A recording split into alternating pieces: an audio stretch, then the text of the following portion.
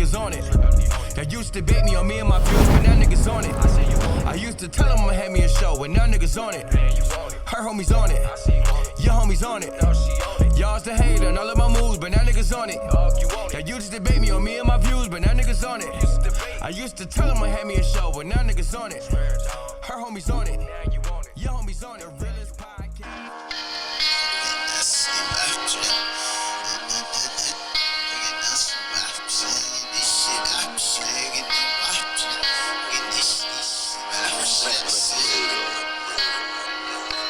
Let's get it. Hop off a 16 passenger. This a G5, no, this not a Challenger. Big one. I get some members with me in the fridge. The coat seats, they some cannibals. Eaters. They like to geek. Drink a whole bottle, wake up and repeat. Damn. She took a look, switched it with the chill out. Now she said 3D. I go in the jungle and they got a coat. I bet I come out with a mean. I bet I do this shit for the fam, cause this shit bigger than me. Color stones in my infinity link. And then the factory masterpiece. I call him twin, could that be my brother? We got the same roller, he matching me. Nah, for real. Water on me like the sun. We got to start this show off by saying rest in peace to the Rocket. Takeoff, man. 130 to Migos. Let's get it. One of the greatest groups in the history of hip hop, history of music, period, man. And unfortunately, we are back here again, just a short few weeks after Desto Dub was murdered in Houston. Rest in peace. Just a few short weeks after PNB Rock was murdered in L.A. Rest in peace. And we here mourning an extreme violent act that robbed the culture of yet another talented young person, man. Only 28 years old.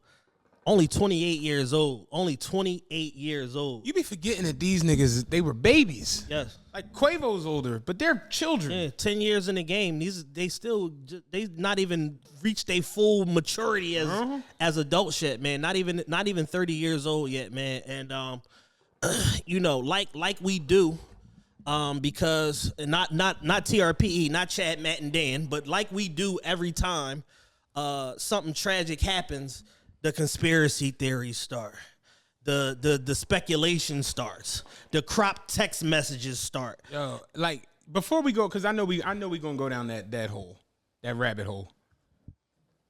I want to talk about just how like the Migos defined an entire like era, absolutely, of music. You know what I mean?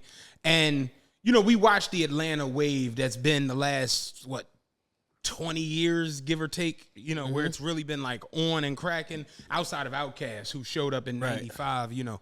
But where we saw Atlanta and it kind of became redundant almost to a certain extent. You know what I mean? The big rims, the Chevy Chevelles, you know, the big ass clothes and the, you know, it just Atlanta became Atlanta. It became like New York. Yeah, they had an assembly line way that they rolled out. Very assembly line-ish. And Migos showed up with the shout out Gucci. You know what I mean? Gucci said, "Hey, look, I'm about to go to jail for some more Gucci shit, but I'm gonna pass y'all off to P, and he gonna get y'all right." And then we saw the maturation that was YRN. You know what I'm saying? For all my niggas who know young rich niggas, like we saw that shit come about, and Migos kind of took the Lil Wayne, you know, mold, if you will. Yeah, took the aesthetic and cleaned it up. And they cleaned it up into like European Elvis Presley ass shit. Yeah, they made it high fashion. Right. And I've said it, y'all have heard me say it tons of times on this joint. Takeoff was the best Migo. Absolutely. I've said that time and time again. I've always felt that. And I like the fact that they were just so different in their personalities, where it's like Quavo was the Beyonce. Very loquacious. Yeah, yeah. Quavo was the Beyonce. Offset was like the Kelly Rowland, I guess, of them. And Takeoff was like what was the other one? Michelle. But like a super talented Michelle. Where it's like Michelle low key, like if Michelle would have been better than Beyonce, right. Yeah, that's what, and it's just, I woke up this morning and I'm just like, I don't think I've ever heard Takeoff say more than like 4 sentences. Absolutely. Unless it was in rhyme form. Unless it was, let's get it. Hop off the 16 passenger, this is G5. Like that shit. I've never heard him just like. Did you see Puff and the Bull going at it the other day? Yeah, I've never seen Takeoff in anything like that. And you wouldn't have.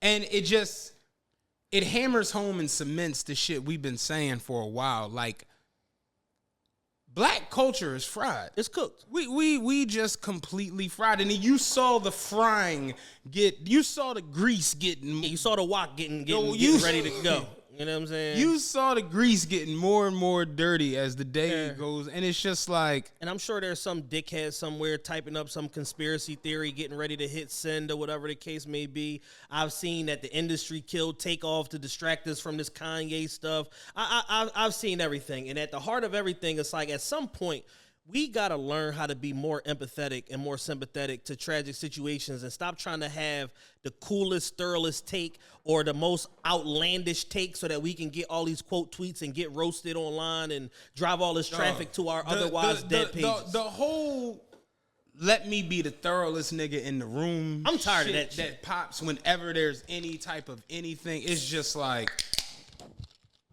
Y'all frying me even more than the actual situation at hand. No, cause y'all don't understand. Y'all don't be in the streets. Y'all don't be in the trenches. How this shit's supposed to, and it's just y'all don't shoot dice. Like what? And like you said, the conspiracy theories from the other side is like, yo, that man lost his life. Yes. Quavo lost a nephew.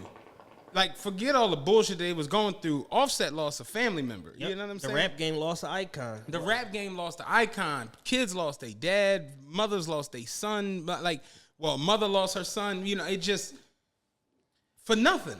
For realistically nothing. Yeah, senseless violence. And this is too far and too far frequently the tail of the tape, which is like, what happened? Some bullshit. Like, every time we read the tail of the tape, it's some bullshit. Timo Goody from the Goody Mob had made a video, whatever, on his page today, and it ended up on YouTube on one of the pages, on Beehive page on YouTube or whatever. And he was like, yo, since we've been coming through this thing in 95, we said it, the good die mostly over bullshit. It's like, it's still the same thing. And he was really emotional about it. He was crying. He was like, yo, I never even met the man, but I'm just tired of seeing that this is the standard of how we operate and how we treat one another. And the whole thought process is that when you bring up black on black crime, it's the biggest, ugliest, dirty secret that the black community don't want to deal with.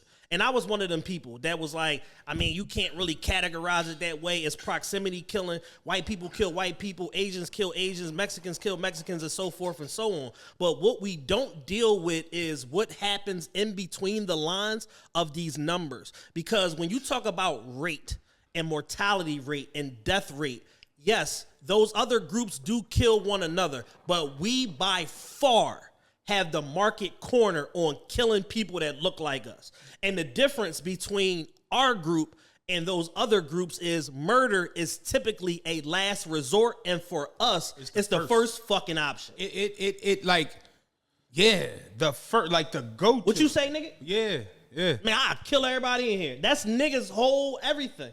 And it goes back to that black male rules of engagement that since we had that conversation, the shit keeps coming up over and over and over again. And which is why we took that episode from Patreon and put it on the main feed, because it's a conversation that had to be had and it needed to be shared with everybody. And we can't waste good conversation just for the sake of putting it behind a paywall, because the shit applies. And it's going to be a conversation that we're going to keep having over and over and over again, because anywhere niggas is at, it's up.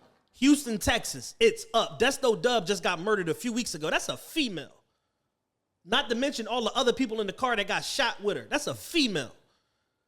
PNB Rock just got murdered in Los Angeles. Motherfuckers, it's 14 kids dying in Chicago every day. Go to Brooklyn. Go to the Bronx. Go to fucking Philly. Go to Jacksonville, Florida. Like, go to Atlanta. That shit is fucking flat. Might as well be Flatbush at this point. Detroit, everywhere. Detroit, every fucking where. Everywhere niggas is at, it's up. And it's up at record levels. We resetting negative records every year, every month sometimes. And it's just like, yo, I don't know more than one way to tell people the truth. So at the end of the day, if I sound like a broken record, it's because every time this shit happened, we gonna have the same conversation. until niggas get it through their fucking heads that this shit is not the way. The way we view each other is I can't imagine it being any lower.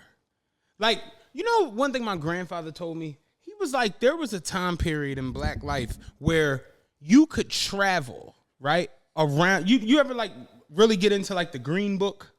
Not really. Okay, but you know about it. I know about it, yeah. So it was like it had all the locations you could go. Like, you know, you could get served, you can get a hotel room, this and the third.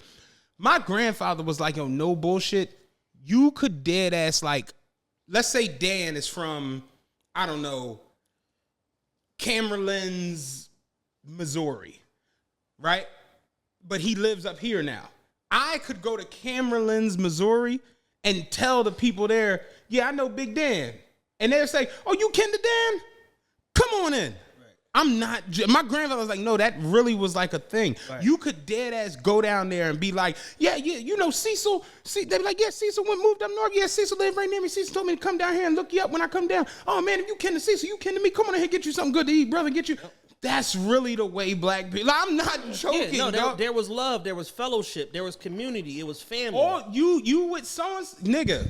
Because all we had was us. All we had was dog. All the fuck we had was us.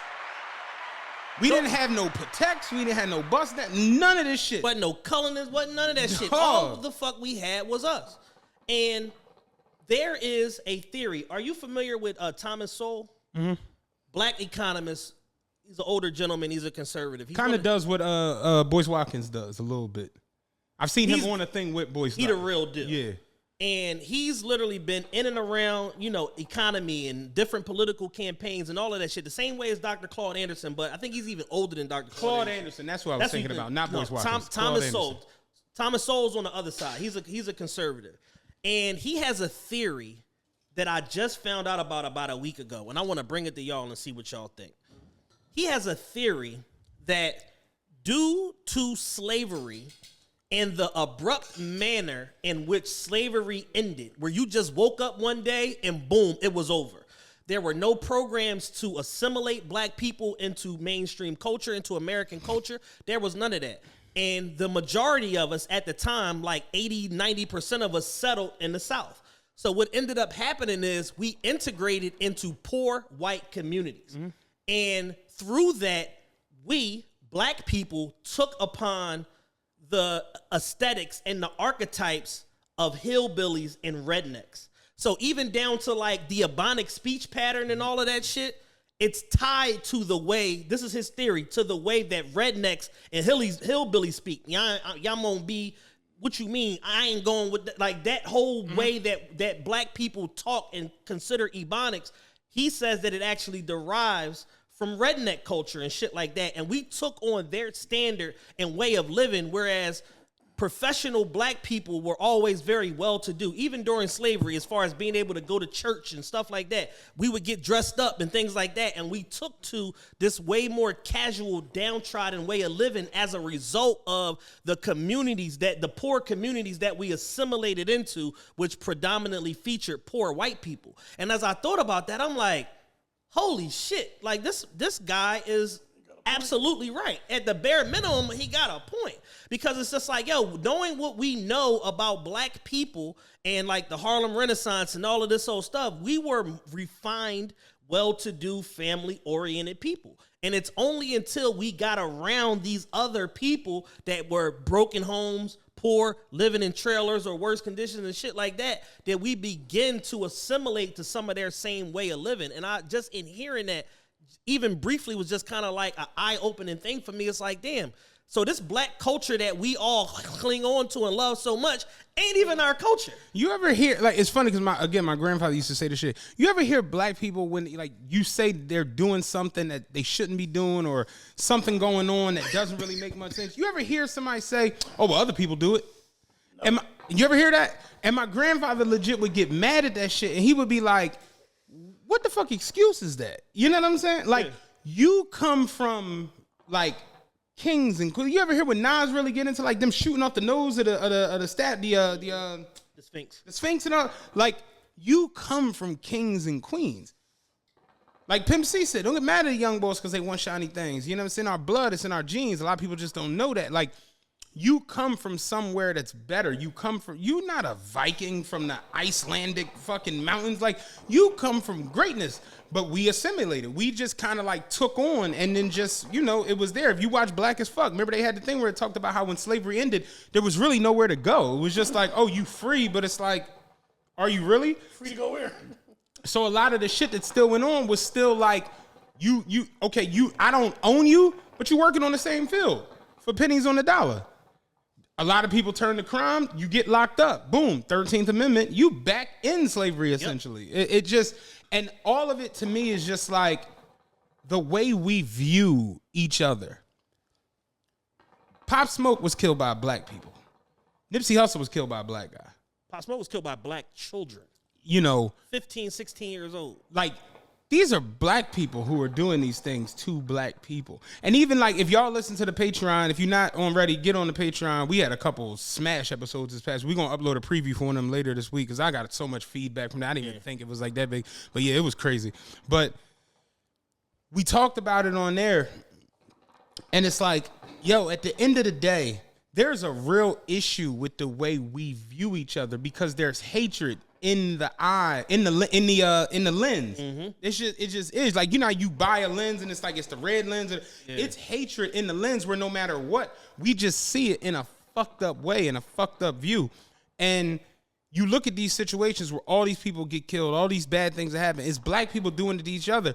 What if we just decided, yo, no, we're not doing this. Right. Like we spoke on that issue this past week and we not getting into it here, but like the shit that was said in closed doors about us with the podcast and shit. And it's just like, you know, you didn't have to say that. You could have realistically just been like, oh yeah, no, I don't know them dudes, but they doing their thing.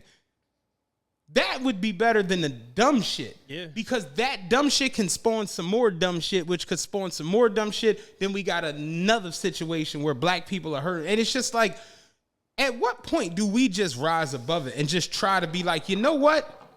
You kidding the Cecil? Come on in here and get you a plate. Yep. You kidding to me. That's all we really got to do. But it's practically impossible. Yeah. I'm going as far as saying it's impossible. It is impossible. At this point, I have no faith in it. It's almost like it's coded in our DNA at this point. It's in there. And then if it's not, you are raised in environments that are so negative and the hatred is so prevalent, you assimilate to your environment. That's just the nature of human beings. And we have this thing where when you try, like negativity is ingrained in our communities, in our outlook. And when you try to do something different, oh, nigga, fuck you think you better than us? Fuck you think you smart, nigga? Like, they'll throw you a welcome home party for coming home from jail for smoking a nigga before they throw you a graduation party for going to college. Mm-hmm. That's the community. Like, that's niggernomics 101 right there. And it's just like, yo, we have cornered the market on trauma, on negativity, on violence, so much so that the white person ain't got to do nothing to you no more. Ain't no slave catchers running around whipping niggas and all that shit. They don't gotta do it. You see the KKK boy in the video? He like, shit. That joint to drop the truck off. Dog, hey, yo. I'm trying my hardest not to laugh. And unlimited ammunition. But I'm just like, he was like, shit, we don't gotta do anything no more. He's like, shit, if it's up to me, every weekend I get an 18-wheeler, fill it up with cigarette, booze, and guns, just drop it off in the middle of Chicago, pull off, let them have at it. Like, dog. Like, let them have it. And there are people from Chicago, I don't know, I don't want to spread information, but I don't know how valid or invalid this is, but it's America, so I can believe it, that they found containers of military-grade weaponry in various neighborhoods in Chicago in order to promote the genocide. In order to assist, oh, y'all niggas killing each other? Oh, man. Drop 30 containers of M16s off in the hood and unlimited ammunition and see what these niggas get each other. Yeah. And it's working if it's happened, it's working to perfection. Niggas have cornered the market. White people kicked it off. Our Viking, with their Viking ancestry and all of that shit and all the crazy shit Christopher Columbus did, which he was actually tried in world court for that shit and all that. They started it, and we have cornered the market on extreme violence. I don't even know how we got all these guns. A nigga get a gun fast and he get an education. Yeah. Think about all the ghost gun. Like, niggas have become so creative. We 3D printing handguns. It ain't a third party. Niggas is doing it. They busting niggas with the 3D printer in the crib. He ain't printed no motherfucking no bear bricks. He ain't printed no motherfucking Not a toy. not a toy. No Supreme, No nothing? Supreme, no nothing. He ain't made no exclusive Cal Ripken collectible 1 of 13. He ain't did none of that shit. Unlimited glizzies. Yeah, it's sickening, man. It's disheartening. It's disheartening. I got a text from a good friend, and I ain't gonna say his name or whatever, but he was like, I'm on strike from the culture. I might just resign. Like, I'm over it. The death, the dying, the living beyond our means, the debt, the conspiracy theories, the broke ass people. I quit. I'm gonna miss the hoes, but I quit. You know what I'm saying? I'm ballot, and it's just like, yo, it really have you like that, where it's just like, God damn, dog. Like, this doesn't bother nobody. Like, when you got hundreds of deaths in every major market where black people are at. Like, we're talking about, like, you remember DC at one point was doing like 600-700 a year. Yeah, it ain't but a couple 100,000 of y'all out this motherfucker. New York was doing 5-6 on the regular. They went up to like 8 couple of them years. Yeah, a couple of them Supreme Team years, New York was at 9. New Orleans went fucking batshit crazy in the early 2000s. Fucking Baton Rouge, Jonesboro, Louisiana, the whole Louisiana on the whole, because Louisiana is black as fuck. You ever watched First 48? Them detectives ain't been to sleep in Tulsa in about 7-8 years. Like, it's just unreal. And that was our black Mecca. Dog. Think about that. Think about the juxtaposition from Tulsa being our black Mecca, where we had our own economy, our own farms, our own everything. Anything black you could think of, it was there. Oh, you need a suit? Go down, go see Nathaniel. You need some locks on your house, go see this person. Like, your horseshoes, go down and see Paul down there. We going from that to niggas have cornered the market on violence in a city that has so much ramifications for what happened to black people. So much so that Forbes, a non-black entity, is flying black people to Tulsa for free to see the exhibits and this and this, so you can get the historical understanding of what the fuck happened to your people. And niggas is still like, oh yeah, no, fuck that. Rather be caught with it than without it. I'm smoking shit. And I just look at, like you just said, juxtaposition, like looking at these different cultures and the way they handle it, like, hate to bring back up Kanye, but it's like, yo, he said what he said. That the whole full weight of everything they got. At this point, they just trying shit. Yeah. We just trying. Y'all believe this? Y'all believe this? Y'all believe this? Let's throw this out there. We throwing this out there. They called the man a Nazi. Dog.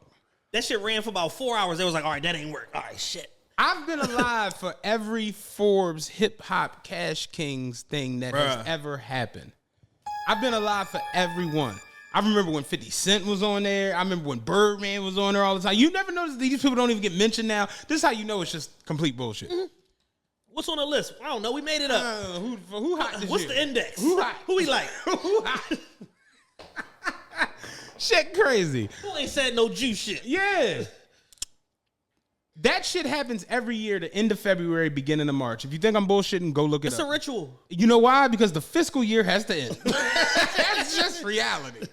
Somehow this week, we got an update to the Forbes billionaire list, and Kanye ain't on it no more. They've replaced him with Puffy. I mean, how the fuck you...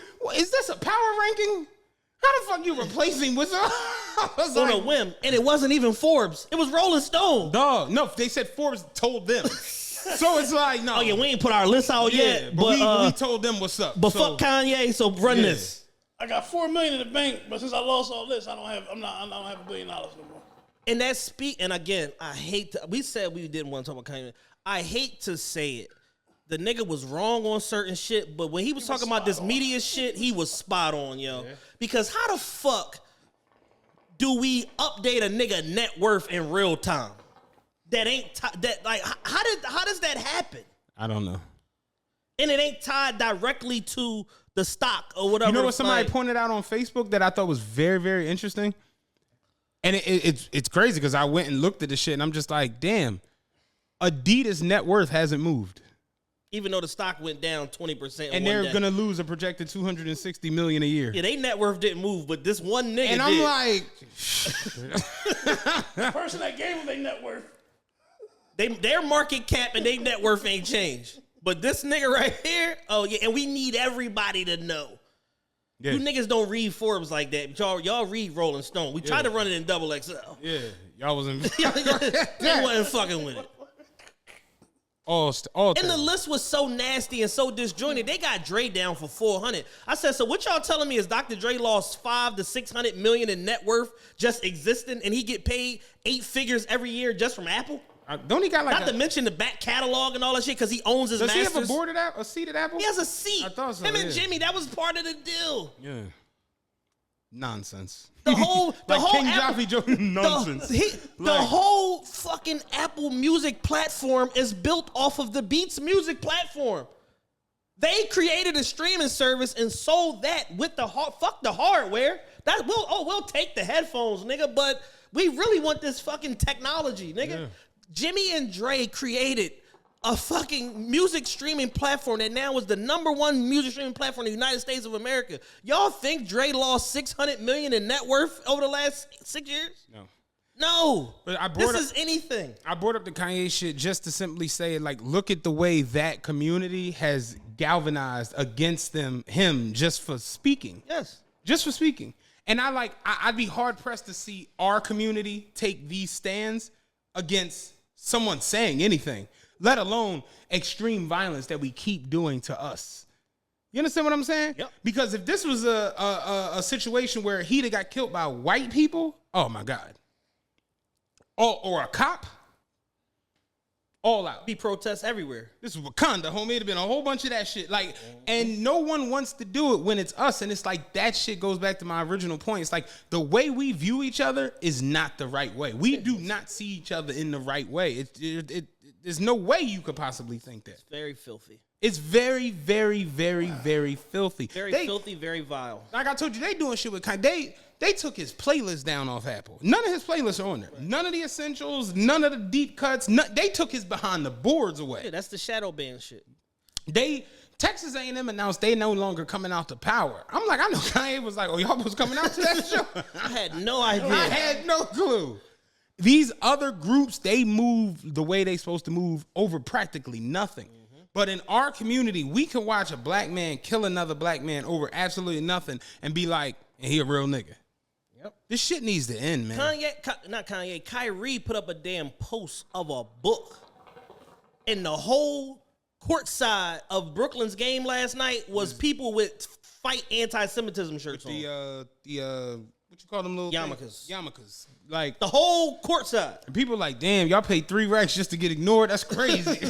Because Kyrie was hoofing. That paid him no Getting mind. busy. Getting busy. Smoking too. And he didn't have to talk to the media after the game. No. Nash did and lost his fucking job the same night. We say it all the time, man. Bring back the First Amendment. It's gone. It's abolished. But this Takeoff shit, it really, really bothered me because it's like you said, and we're going to go into that, John, the conspiracy theory, where it's like, y'all, and not y'all that listen to this show, because people listen to this show are pretty sensible. Very sharp. Very, very sharp people. That's why we keep doing this shit, because we appreciate y'all on the feedback and everything like that. And y'all be on point like we do. But go outside of this immediate community, niggas are mentally fried. And I never seen nothing like it, man. People were putting together what happened, or everybody knows somebody who was there. No, because my man was right there. My sister's baby father You was. seen that shit? Dog. Yo, I can't believe I was standing right next to him. Like, this shit went from, it was at a private location So both. to everybody was there. yeah. CC them, Big Cecil, Lil, they was all in that It joint. was all in that joint. First they said it was a pool hall, then it was like it was a bowling alley, then it was a private party, then it's just like, then it was a mall, then it was a strip plaza. I'm just like, yo, take a second. Yeah. Take a second. Y'all be doing all of this shit in 45 minutes, and I'm telling you, I know somebody who works in a forensics lab. This shit takes weeks. It take time. Crime scene investigators, forensic analysis, this shit takes weeks. DNA months. Dog. It take weeks and months to get this shit together. Y'all be trying to piece it together just so you can have something to say. The conspiracy theories, they might be doing more harm than anything. Yeah, they're not helping. They're not helping at all. At all. The conspiracy theories are tacky because what it does is it serves to not deal with the fucking issue, which is black people hate each other and 2, black people kill each other. Bruh. And anything aside from saying niggas stop killing each other, you are hurting the overall situation at hand because we're not making no advancement. We are on a treadmill. We're not going nowhere. I wouldn't even say a treadmill. At least on a treadmill, you doing some cardio, burning some calories. It's like we're essentially still chained to the tree. Like you ever see a dog that's just chained to the fucking tree or chained to the doghouse? It's like that shit where it's like, yeah, you barking and you loud and shit like that, but it's like you can't get loose. You ever see a dog, you like in front of the dog? Like that's really it's worse than that. The one with the horse with the rope in front of the pole but not tied to it, and he won't try to get away. That's where we at. Yeah, real shit. Except we can just walk away. Right. But nah, I'm chained to this tree. Yeah, how about it? We could just walk away. Like, we could just decide today, you know what? I'm not hurting another black person ever. But that's out of the... It's too much like right. That's out of the rule book. Like it's too much like right. It's out of the handbook. It's like, what do you mean, like, de-escalation? What do you mean, like, conflict resolution? Like, that nigga tried to play me. And it's like, at the end of the day, who are you? Who are you niggas that you think it's appropriate in every situation to kill somebody? Like, it's never like, oh yeah, them niggas got into it. But that was the one thing I enjoyed about the Diddy and 2-Bit interaction was it reached a fever pitch, and then Puff, understanding I'm Puff, I'm a billionaire, you get smoked, they gonna blame me. You don't know who this is, nigga? Oh shit, and it's just like... And that's really what it was. He didn't know it was Puff. He didn't know. He just thought it was a nigga playing the fuck around outside. Yeah. So it's like, you know what I'm saying? But then when Puff started barking, and I guess he's like, yo, what the fuck? And then it's like, he realized like, oh, it's Puff. Right. And then they hugged it out like, dog, like, I love you. Like, what the fuck? And he's just like, yeah, nah, like, think about it. If I walk in here and nigga jump out with a Joker suit, I'm like, yo, what the fuck is going on in this show? You know what I'm saying? So it's like, he just didn't realize. And it's like, yeah, they ended it on some like, no, like, you my folks, like, what the fuck? Did it like Harlem, nigga? Like, what the fuck? Like, and it was all love. It was all cool. But 9 times out of 10, that situation somebody dies. So or at least gets shot. Once all to start screaming and hollering and cursing and this and the third, like, yeah. It's very nasty. And I saw people today kind of go down the rabbit hole of why was he there? What was they doing? Why he ain't, why they not, why you don't, and I get it. That's human instinct to do that. Because I can do that. I get it. You can always play Monday morning quarterback. Right. The problem is y'all play Monday morning quarterback and still can't throw. Exactly. Seriously. Still throwing ducks. Yeah. You know the play. You know where the defender going to be, and you still missing the receiver by 5 yards. Throwing pick sixes like a motherfucker. Overthrowing the motherfucker. You know where he going to be at. Like Brett Favre is throwing it. Just wing it. Somebody might catch it. And I sit there and I'm thinking to myself, like today I kind of went down that joint, like, yeah, what, like, how much did they lose in the dice game? What the fuck? Who's they even playing dice with? What was it actually a dice game? Did this? Was it over a bitch? Was it over this? Was it this and the third? And what I ended with was whatever the fuck it was. Let's say it was a dice game. How about you just lose your racks or you win your racks and you just shake hand like good playing with you. I'll see you again. Mm-hmm. Too much like right. It's quite simple because here's the thing. And it speaks to the hatred that we have for one another because if you lose 7, 10, 70, 150,000 in the casino, you ain't going to hurt no motherfucking body because your ass is going directly to jail. It's only when faced with the presence of another black face that you like, man, I'll kill your motherfucking ass. But it's like, here's the thing. Out of all these instances that keep happening and unfolding in the media, none of these niggas are getting away with this shit. The niggas who killed Pop Smoke are locked up. The niggas that killed Rock was locked up in record time, in a week. Like He and B Rock got killed. They locked up the whole family. the whole family, mom, Everybody. dad, and the son. Like Everybody got to go. you don't get away with this stupid ass shit no more. Like, so understanding that, it's like, why throw your life away over some words, over a argument, over essentially nothing? Because it's like when you extrapolate the amount of money that Quay allegedly lost, whatever it was, it's not a substantial amount of money. Because loss is about perspective and where you start from. If you got, let's say, 25, 40 million and you lose, even if you lose 700,000, it don't feel good to lose nothing. But at the same token, you ain't gonna tear shit up about it because you still got 39,300,000 left.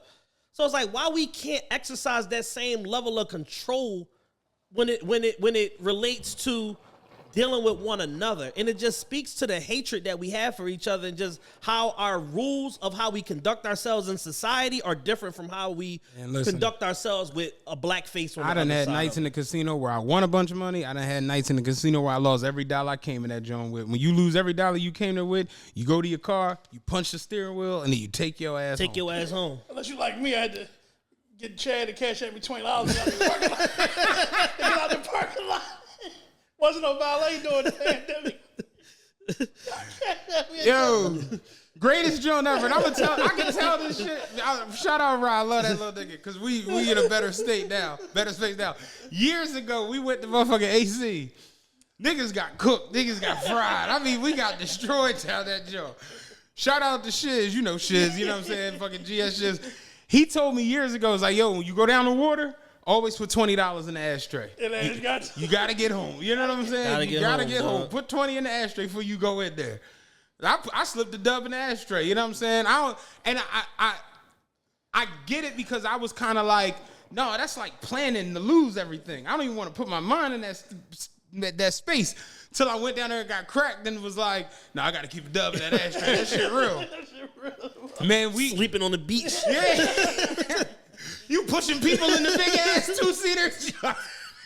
No, where's the ground shopping near the slot machine? Yo. You be ground shopping. You see how the quarter on? Yo, shit, quarter right there. Nigga. So I put the dub in the ashtray, whatever. We go to the casino. We was playing. This how you know he's down bad. We was shooting dice at the casino. We got fucking smoked. We leave the casino. Me, Rod, Dot, and I can't remember who the fuck else. We all got fried. It's 5 a.m. We coming the fuck home. We coming through. You know, you in the car, you riding. I'm in the passenger street, Rod driving. Dot was Ross. Dot and Ross in the back. We fucking rolling. I'm asleep. You know, you knocked the fuck out. And you know, when you in the car asleep, you know, with the motion. Yeah. I feel that the motion ain't going no more. Like, we done stopped. So I'm just like, I come to, it's bright ass lights and shit. So I'm like, the fuck? And we at the toll booth. And I look over, Rod was getting a clipboard from the lady at the toll booth. So I'm like, I know this nigga ain't filling out no job application. I was like, We done hit rock bottom. what the fuck?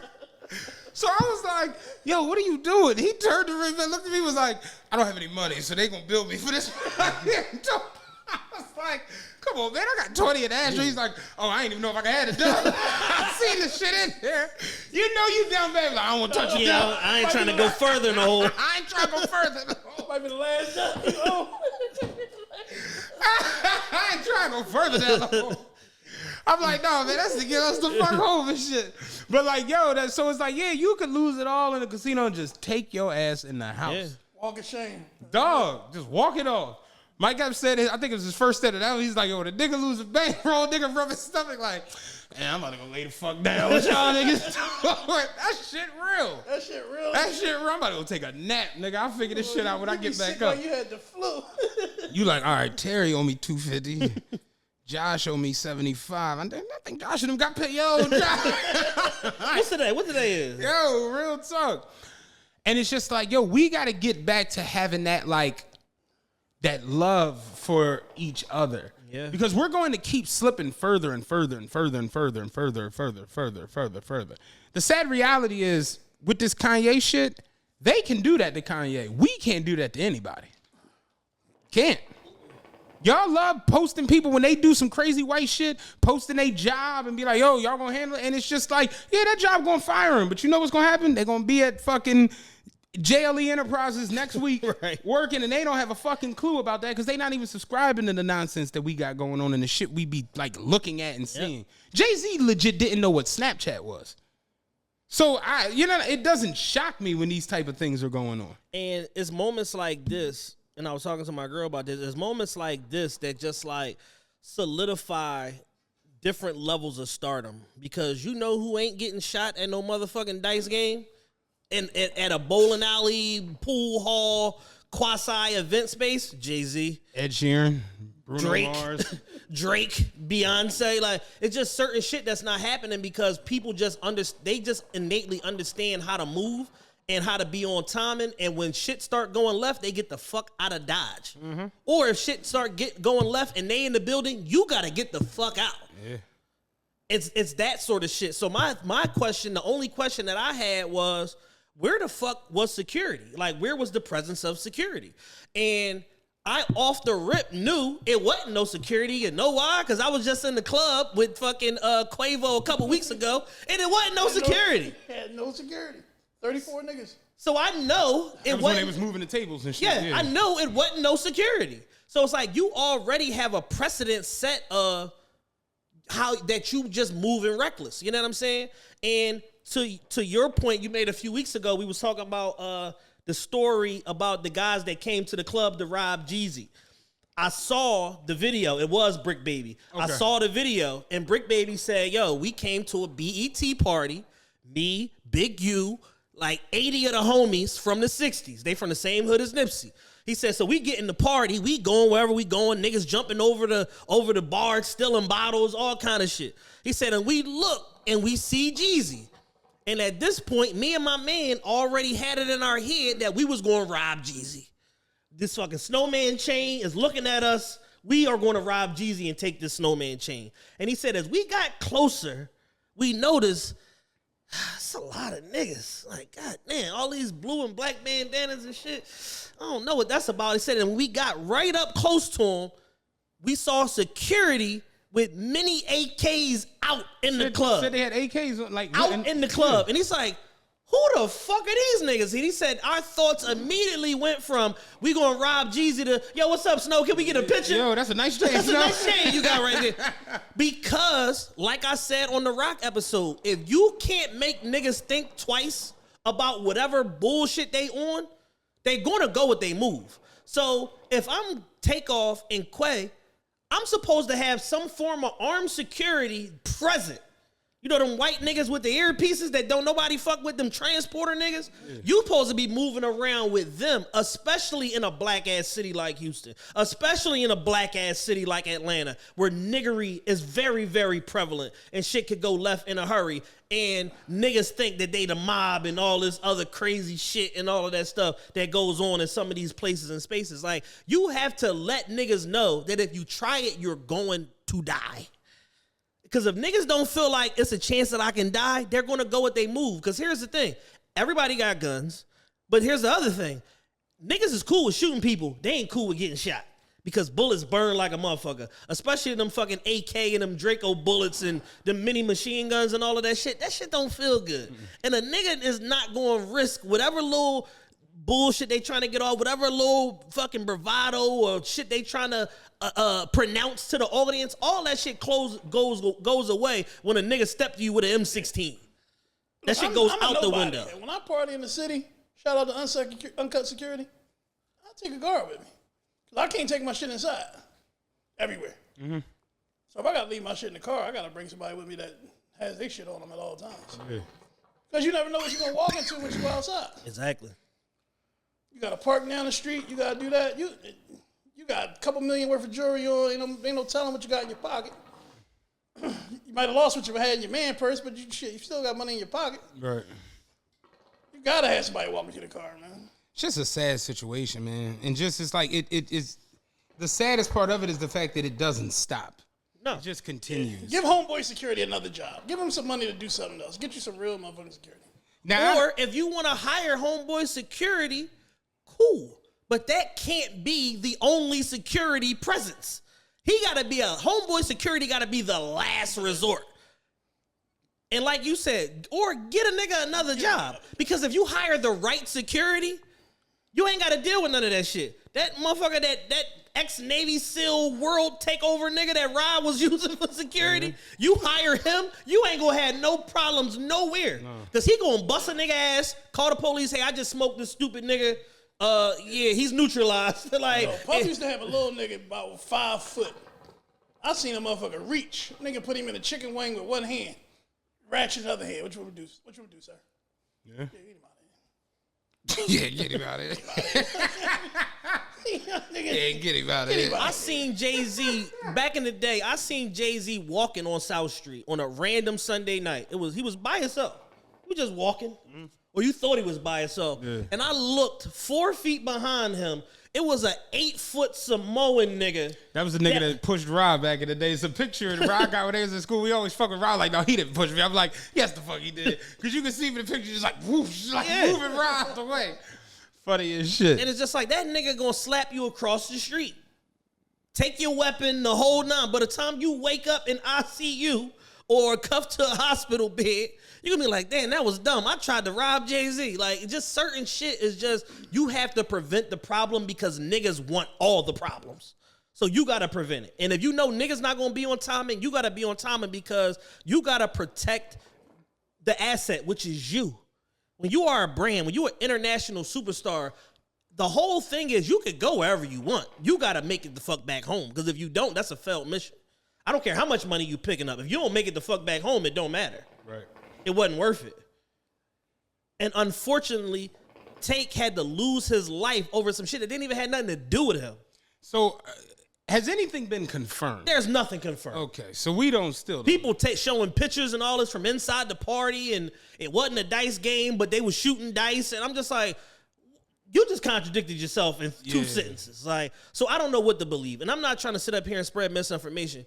The biggest thing is this shit gotta stop. Yeah. That's the important part. Yeah.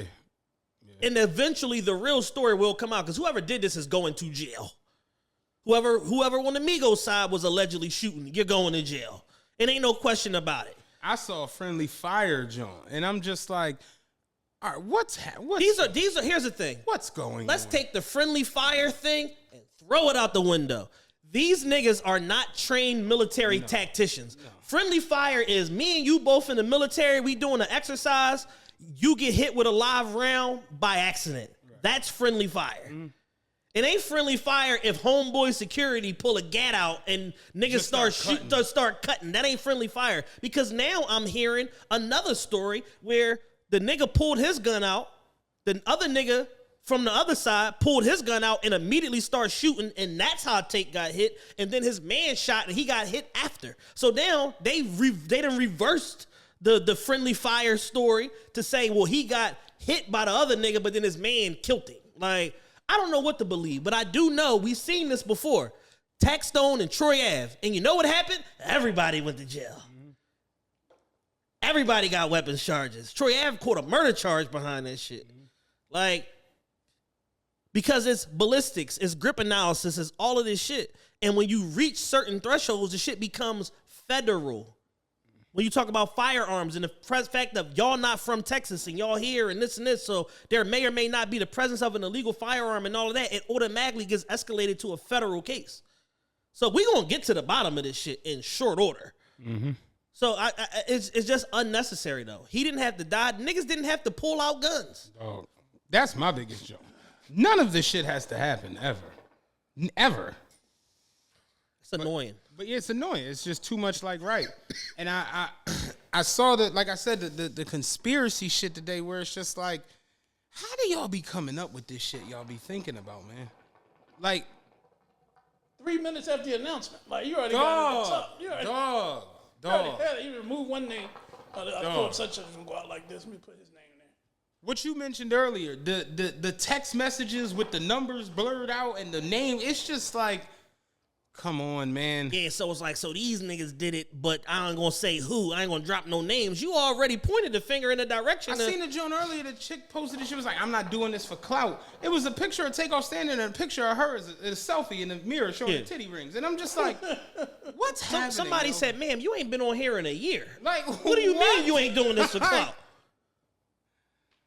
No, so here's Take. She's doing diagrams and shit. Here's Takeoff, and then here's me, and then you can see that this me, because look at the selfie, and it's just like, ma'am, shut the fuck up. Yo, do us a favor and shut the fuck up. Let the family grieve.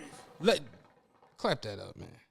I think we miss that a lot when it comes to these situations. Look at PNB Rock situation. You notice how all that shit for the girl went completely out the window? Yep. After the first week where niggas, like, they burnt themselves out. Like, it's like a nigga going hard in the gym where you fried and can't move the next day. Mm-hmm. It's like that shit. To where then you realize the story come out and you just like, oh, damn. They robbed the girlfriend too, huh? Shit. All right. So why she ain't say nothing? We would have been stopped blaming her. It's like, how about sit back and shut the fuck up? How about just shut the fuck up? That's never in the, like, when you know how you order something, you got a drop down menu. Yeah. Shutting the fuck up is never in a nigga drop down menu. It's not on the add-ons. It's not on the It's specialties. You can't put in special instructions. No, shut the fuck up. It's never on the menu.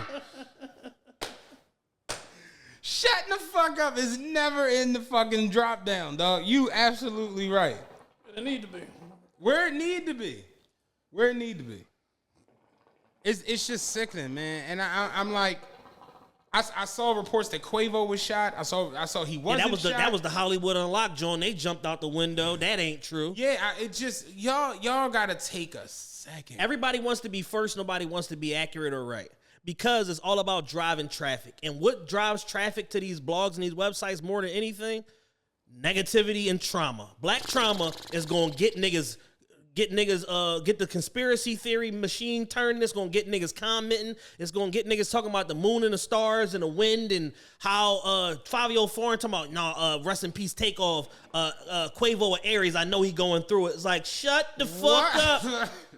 Shut the fuck up, man. Yeah, because if he was a Capricorn, this shit would be nothing. I mean, he'd be going through a whole different. I'd have a different synopsis if he was a Sagittarius. You know what I'm saying? It's like, yo, fam, shut the fuck up, yo. Yo, fam, shut the fuck up, yo. I see why Mace finesse your stupid ass. Quavo or Aries, I know he going. Through it. Shut up. Like your nephew that you changed the whole fucking scene of rap with. No, it's just because you're Aries. I hate people, man. We're fried. Yeah, we cook, man. Country fried. Fried. And here's the thing. With that gravy on top. And it's like we country fried with that gravy on the top. It's November 1st. This ain't gonna be the last one. No. It's not gonna be the last situation where niggas show they collective asses and just get it wrong. Yeah. Like they always do. And it's just going to continue to be a cycle because, like we said, man, the hate is in the DNA. The hate is programmed into us that it's like, ain't no nigga going to play with me, man. I shoot the whole party up. Mm-hmm. I tear this motherfucker up. Everybody having a good time, looking cool, got their little costumes on. I shoot this whole shit up. Yosemite Sam, nigga. That's niggas. And then, like I said on the Rock situation, what's going to happen? Niggas going to get jammed up, charged, this, and this. They're going to start looking for somebody to tell on. Because that's what niggas do. Niggas do shit that nobody asked them to do that's unnecessary. Then they be like, shit, well, man, that nigga Lil Steve killed Big John 4 years ago. Mm-hmm. It turns into that shit because niggas trying to spare themselves. Like, this is stupid. This is, like, unnecessary. Can we please stop this? Please. Yeah, it just sucks to like come from these beginnings where a lot of these, black people. Let's be frank. I was born in '84. Prior to '84, it wasn't that many. It was like OJ and like Red Fox and Sammy Davis Jr., it wasn't much black greatness or success really just running around as far as like being wealthy and having to like being in the top 1% of earners and shit like that. For us to get to these levels and again, we gotta go back to the Ye shit. When you look at the rap game has made, I'm gonna go as far as saying probably made more black millionaires than anything. Other than the NFL and the NBA? I'm going further. I'm saying even with that, think about it. It'd be 400 people in the NBA at one time. Like, as far as think about it. If one rapper goes on tour, you got producers, A&Rs. You know what I'm saying? Yeah, managers, road managers. Think about like when you look at somebody like Drake, his trickle down to who becomes rich behind that shit is unreal. You know what I'm saying? Yeah. Meek is filthy rich, and look at everybody. Like it's just what it is. So I gotta assume that this music has made a lot of people rich. And like Ye said, the real profiteers from all of this negative, violent, distasteful ass murder music, it's not the people you think. No, it's not. It's just not. So it's like that for me is a big thing where I look at it where it's like, this type of shit has to continue. We had dog, I saw what's the new rapper Nardo Wick, yeah. Dog. That nigga had so much jewelry on the other day in this picture. I couldn't believe that shit. I was like, yo, how's his little frame holding this shit up? 128 pounds. He had on like 5 big ass bracelets. He got this huge the chain. It looked like it got like a 30. It's a peace sign somewhere. That shit is huge. And I'm like, wearing that into wherever, it just puts other black people in such a what the fuck? Mm-hmm. And this is a little deeper, but it's like when you look at the great blacks from back in the day, look at Martin Luther King, look at Malcolm X, look at Medgar Evers, look at, Fred Hampton. These people lived amongst they people. They lived and moved around amongst they people. When they burned down Malcolm X's house, his house was on a block with other homes. Martin Luther King, he got killed in the motel, 314. Like, he was in a motel that was one of the ones where black people could go and shit like that. Like, and now it's gotten to the point where, like we said it on Patreon the other day, the bag trumps everything. Yep. So we have such a what you call it? Like where there's a separation. Like a chasm. Such a chasm in the rich and the poor thing to where it's like black people almost want to get that money and get all of that shit just to be back around motherfuckers to like throw. Like, you remember Oskino was like, when I get that 6, every bitch that fronted on me, I'm a piss on. And it'd be like, that's not the right attitude. That's the problem. It's like we go and get things just to turn around and be like, yeah. And it's kind of gotten like that with social media where the bitches are out to impress bitches. Niggas is out to impress niggas. Yeah. And it's just disgusting all the way around because all it does is fuel negative energy just every which way. Yeah, because it's a quote unquote rich nigga in every city until the Migos show up or until Nardo Wick show up or whoever else show up. And if you not a certain type of nigga or your programming is off, you looking at like, oh, these niggas trying to play me. And niggas will buy tickets or buy sections to come to your party or your event or your show or whatever to anger theyself. To be like, oh, this nigga think he better than me? He getting more money than me? Fuck this nigga. It's that shit. That's the dysfunction that exists within the black community where we'll go to something with the intention of, man, this nigga give me a look, say anything. And that's what got on my nerves. That's what got on my nerves so much with that nut ass podcast thing where it's just like, how did you come up with this in your head? Like what's going on in there that you were even in that space with people you don't know, with people you don't know, with fucking with people you don't know, people you've never met, people you've never had a conversation with, yeah. And that's to my greater point. We see another black person and it's not like, oh, there goes somebody black. What's going on, brother? You doing your thing out? It's like, who this nigga? I don't know this nigga. Fuck, he on. That nigga ain't getting it like I'm getting it. That nigga ain't got the hoes that I got. That nigga ain't got the money that It's that shit before you even have a conversation with a nigga. Yeah. All fucking terrible, man. And it's fucked up because, like I said, 28 years old. You've achieved all this shit and wasn't even 30. Didn't even get to be 30 yet. Man got a diamond record, man.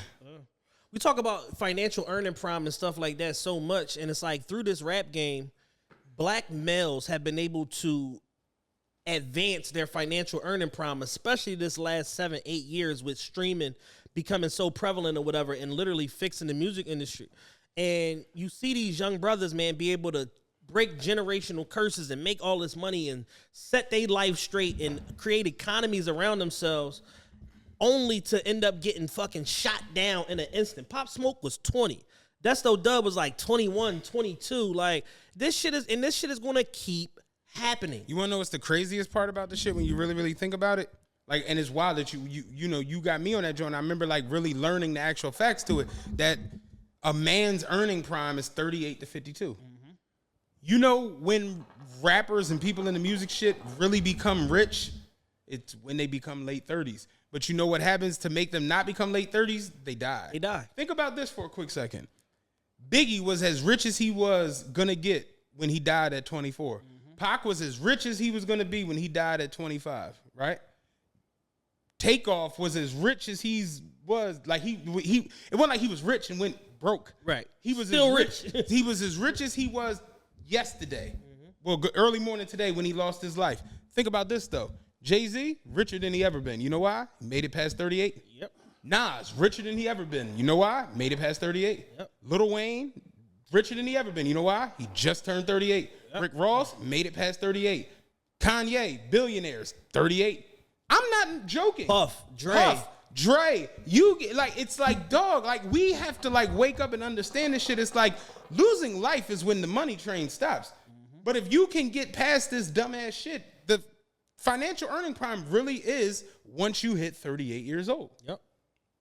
Think about it. Like when Rick James went broke, it's like, yeah, but Rick was on fucking coke and everything else. So it's like, yeah, you went up and came the fuck crashing the fuck back down. But that's not a reality for these people, especially in this game where the money is just, look at Gucci Mane. As rich as richer than he ever been, past 38. You're in a game where if you smart enough to win the war of negotiating properly on the front end, your money will compound itself. Mm-hmm. Like, you get money every month from iTunes. You get money quarterly from royalties and from pub and all of that stuff. Like, your money compounds. You can go fucking do shows. You can take that show and fucking monetize it. You could fucking make a documentary, sell it to Amazon Prime, sell it to Netflix. There's never been more ways and more outlets to monetize your talent in your story than it is right now. Mm-hmm. So to lose a whole remaining lifetime of being able to continue to monetize and earn that money and all that shit future, he ain't even 38 yet. This motherfucker just sold part of his back catalog for fucking $75 million. LeBron James, richer than he ever been. Tyler Perry, richer than he ever. Like you, if you can get past this shit and get to 38, realistically, we just turned 38. We own multiple businesses. That shit is real. Yeah. So we own these joints and working them the right way. By the time we 44, 45, we on what Dan say today? I said, Dan, you got to move from this motherfucker. He said, well, don't worry, next address going to be Miami. Yep. Like, yeah. And that's reality. Like, getting to that space, you make more money and you just go on with life. But I look at a lot of these people who ascended to this high $100 million and $1 billion and shit, they had to get past that shit. Yep. Because that is the reason motherfuckers, the money ain't generated and coming in. Absolutely. It's from loss of life. Yep. And all of these things I just mentioned, all of this loss of life has all been at the hands of other black people. Yep. When Biggie died, he had a $67 million contract for his new label, for the commission, for Charlie Baltimore, all of this stuff that he was doing or whatever. And he didn't get to realize that dream. He could have fixed all his financial issues, selling your pub to Puff and all of this and all that was fixed in one singular motion, one swipe of the pen, and his whole fucking fate changed. And because he didn't get to live that dream out, was the financial benefactor to that situation and made that money and mismanaged it and lost the distro and just all of this fucking nonsense, when in reality, he inherited Biggie's situation. So it's like we see this time and time and time again. Pop Smoke was 20, dog. Yeah. 20. And was making more money than he ever made in his life and was on a trajectory to make a lot more. And it ended. He had a movie already done that was getting ready to come out. He fucking was about to go on his first big tour, international tour and all that shit because of the fact that he ingrained himself in that London drill culture and all that shit. Think about it, 50 Cent life ends when he gets shot the 9 times. He don't go diamond and get 137 television shows greenlit. It's the truth. Yep. Like that's the one where it's like no one wants to just say that and be like you say. It's like a dirty little secret that it's a gigantic elephant in the room. How about black people just stop killing black people? Man, Chapman is talking about 50. Like you said, if he don't survive that, he hands down. But he just bought the biggest story probably ever he can buy with the Flores brothers. Yep. And he about to monetize that story 4 different ways. He said, so I'm doing it in episodic podcast form now. Then we got the documentary, and then we either going to do a TV show or a series about it. That's one piece of content. I just sat here and talked about how you can, all these different outlets to monetize your fucking content. Yep. One piece. This one piece, singular piece of content. It's not a different story. It's not a different angle. Like, so it's just like, man, just seeing these young brothers and these young sisters lose their life, man, and get cheated from being able to tell their story and get out their dreams and make money and change people's lives and create industry around themselves is very, very unfortunate, man. It's very unfortunate. And the way that people react to it is so insensitive and just serves to continue pushing the black trauma train and the black hate train. Is really ugly just seeing it all unfold the way that it does. And it happens the same way every time.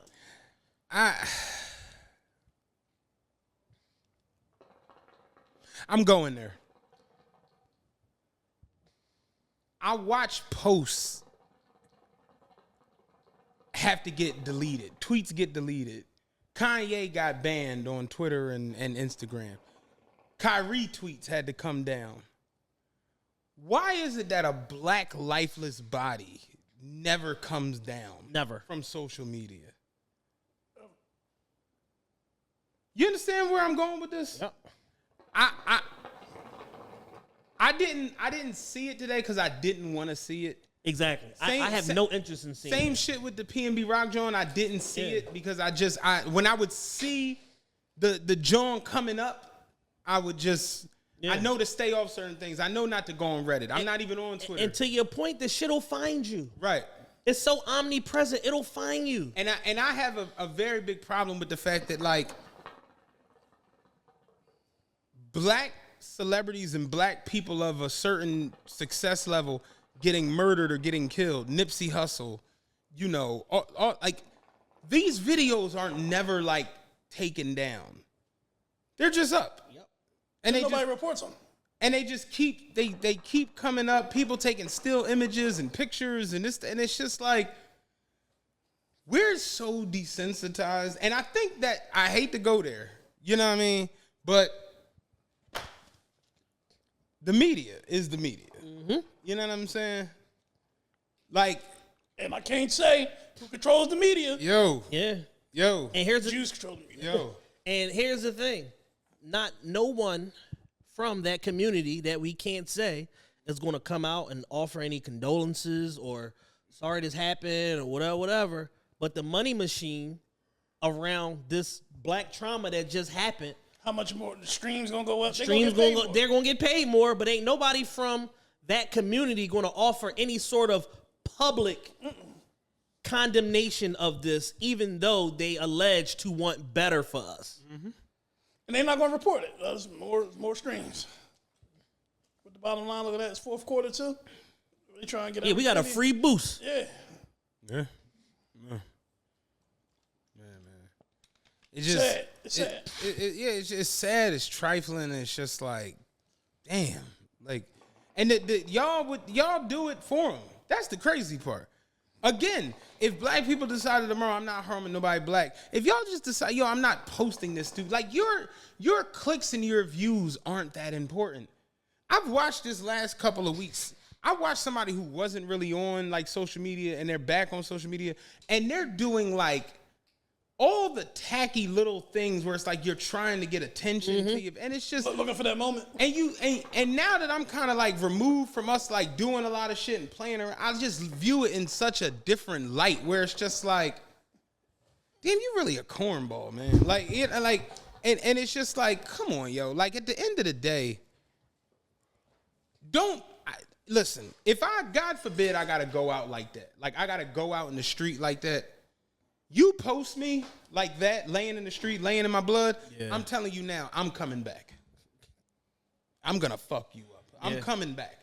When you get out the car in 2 weeks and you carrying your pizzas and you trip and fall, that's me. Right. That's the ghost of me. I'm coming back. Do not post me laying in my own blood on social media or whatever the fuck you need to put. Like, we're just so tacky and so trifling all the way around the board. Yep. It's just all way, the whole way. It's very nasty. Rest in peace, Takeoff. I'm sick of it and I want out. Rest in peace, Dusto Dub. Rest in peace, P&B Rock, Pop Smoke, Jimmy Wapo, Nipsey Hussle, XXX. Like, just too many names and too many situations that unfold in the same exact manner over and over and over again. And at some point, we got to take personal responsibility for ourselves that we don't want to live like this and we don't want to ascribe to this these levels of extreme violence, man. It's tacky. Rest in peace, Trouble. Rest in peace, Trouble. Snooty Wild was recently murdered. Like, it's terrible, man. Wavy Navy Pooh that was signed to QC also from Miami. Just so many artists over and over and over again. It just doesn't stop, man. And it's like at some point, black people got to be resolute that we don't want to be the ones that have the market cornered on extreme violence and just decide to make the communal decision to do something different. Like, me personally, I understand all of the things that have happened against us and to us. You know what I mean? All of the segregation, all of the Jim Crow, all of these things, everything. At a certain point, we can't use these things as crutches. Exactly. We have to make the decision, the honest decision to say, you know what? If you black, you my brother. I'm going to fuck with you and support you the best way I can. Shout out Ron from Uncut. He said it the other night at 6 again when he heard the whole little goofy shit. He like, yo, that's nutty because like how we all going to win? Yep. And it's just like, yeah, like it's the truth. How the fuck we all go? Because what it is niggas want to be the one like, oh man, I'm winning. You know what I'm saying? Keep them where they at. Exactly. The only one. The only one. All bad. Very, very bad, man. Rest in peace, Takeoff. He was my favorite Migo for sure. Our thoughts and prayers is with his family. With it, you know, if he had a girl, you know, everybody in and around the economy and the life that was the Migos, Coach and P and everybody signed to QC, Gucci. Man. And I just hope this is a huge wake up call for everybody. That we gotta start at least trying something different. Right. Because the way we doing it is it ain't right and it ain't working. For sure. And it's awful, man. Definitely ain't it. So, what else we got today, man? You know, a lot of sports. Lot of different things that kind of unfolded in the media in the last few hours. Steve Nash, you out. Looks like Ime, you in. And it just kind of goes to show that the owners of the Nets have cut off the Love Jones and they're getting serious. They're getting serious. And at the end of the day, it shows that it's like when you excellent, we're gonna find a way to make a way when you are excellent at your job. Mm-hmm. Ime bagged me along, smashed everything with a pulse in Boston, got sent home with pay. And now he's about to inherit two of the most talented players in the history of basketball. And is being charged with right-sizing a franchise that through all these different coaches and all these different scenarios can't get it right. And if he gets these three crazy motherfuckers, because I'm throwing Ben in the mix too, if he gets these three crazy motherfuckers, he can fuck anybody he wants to the finals. He can smash Joe Sidewife if he want. If he get these three crazy motherfuckers to act right, the world is his oyster. And it's about to be a crazy redemption story. He was suspended from the Celtics, not the league. From the organization. Not the league. Yeah, go home, nigga. Yeah. The league, like, man. You and that trouser snake, go the fuck home, man. Trouser snake. Go the fuck home, fam. They don't want no big black guys in Boston anyway. That's funny. Like, you light-skinned, handsome, and an African, go home, nigga. Yeah. I'm happy for Ime, man. You have to be. Because at the end of the day, it's like, yo, like, They publicly castrated him for participating in a consensual affair. They tried to make the spin on it, and niggas went for it hook, line, and sinker, especially women. Tried to make him out to be anything other than a nigga getting his rocks off. Yeah. And they tried to make it seem like, oh, well, the affair started as consensual and then it turned into anything but that. And it's like, yo, if I stick dick in you, I can damn near say whatever I want. If I offer you more dick after I stuck dick in you, that don't mean it ain't consensual no more. Right. You just mad because you got busted. I'm not. I'm not. You mad you got caught. You embarrassed. You ever see a woman get caught cheating? Them videos that go viral online, all that shit. It's embarrassing.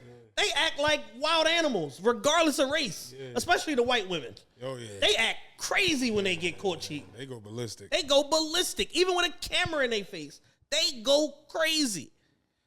You see the 7 stages of grief unfold in 4 minutes when that shit happens. So it's like, yeah, I don't doubt that, once she got busted, it was like, yo, nigga, cool the fuck out. But on the same token, it's like, it take 2 to tango. Right. So it's like, whoever he was smashing, the Celtics still didn't. We figured it out on our own. This forensic culture that we exist in now, we figured it out. But the Celtics still haven't came out and condemned her. We put the one joint. How motherfuckers be? We figured it out. But yeah, so I mean, Nash is out, Ime's in.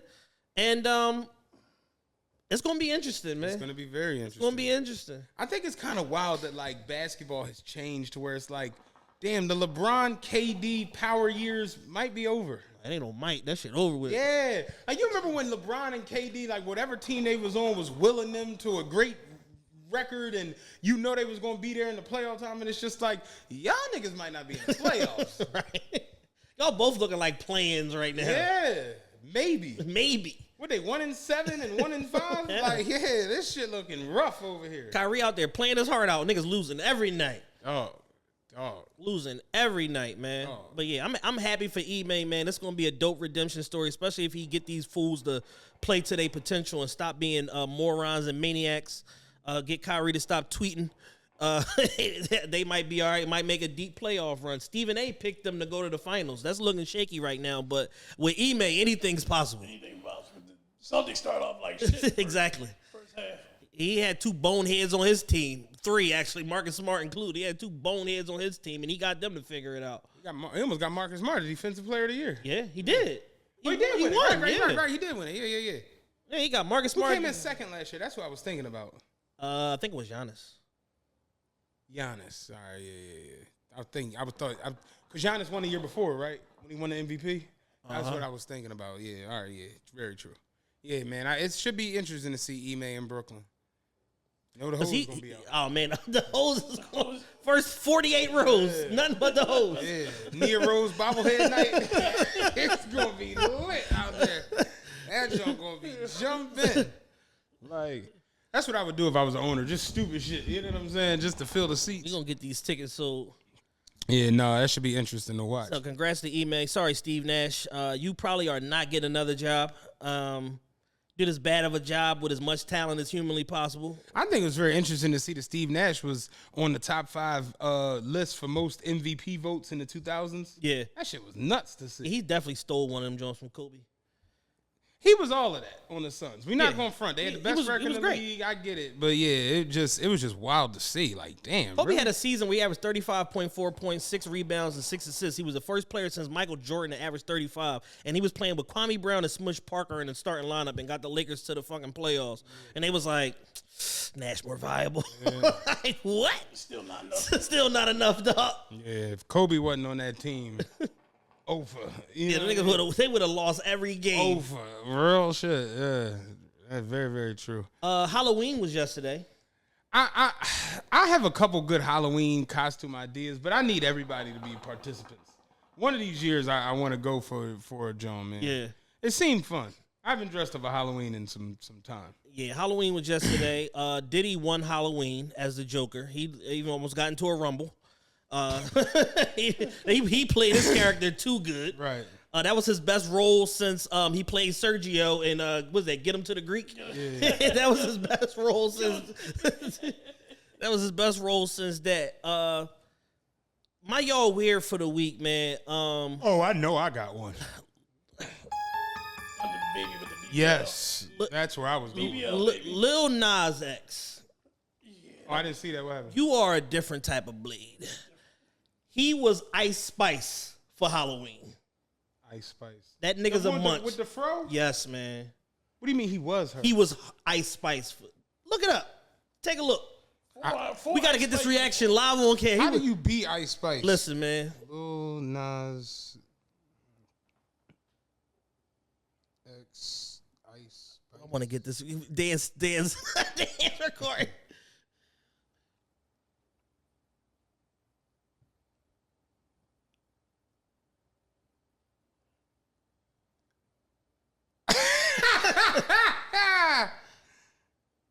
Hey, yo.